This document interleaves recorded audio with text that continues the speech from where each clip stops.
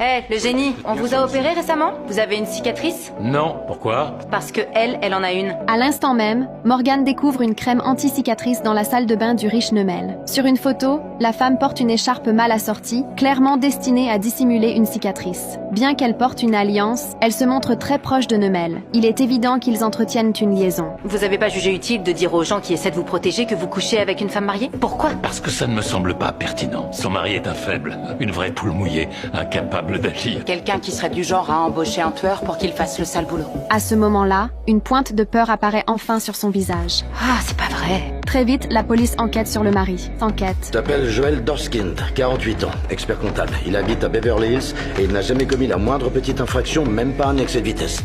Du coup, Newmeyer n'a même pas envisagé qu'il puisse s'en prendre à lui.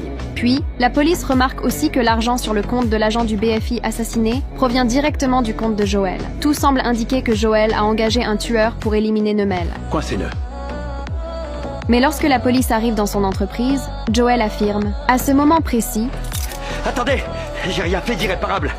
Je peux encore tout annuler. Quoi? Comment ça, tout annulé? Le tueur, il a pas encore rempli le contrat. Il est pas trop tard. les policiers remarquent son écran d'ordinateur. Il est en train de préparer un virement vers la victime. L'affaire se retrouve de nouveau dans une impasse. Il sait pas encore qu'il est mort. Donc on a arrêté le gars qui a embauché Belanger? Mais c'est pas lui qui l'a tué. Heureusement, Morgan découvre quelque chose d'inhabituel. Si Belanger avait déjà planqué l'argent dans son motel, alors pourquoi c'est dans le pick-up qu'on l'a trouvé? Peut-être qu'il voulait l'apporter à ses supérieurs. Non, il devait se voir demain. Il aurait sûrement pas laissé une somme pareille traîner dans sa voiture. Ça veut dire que quelqu'un s'est introduit dans la chambre de Belanger et a pris l'argent pour le placer dans la voiture. Tout cela semble avoir été orchestré pour forcer la police à se concentrer sur un meurtre commandité. Ce qui prouve une chose, le véritable coupable contrôle chaque étape de l'enquête.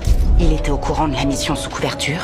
Il savait où le trouver quand il surveillait Newmeyer. Et il savait où chercher l'enveloppe dans sa chambre. Ce qui veut dire que le meurtrier est potentiellement un des agents du FBI qui travaille sur l'opération.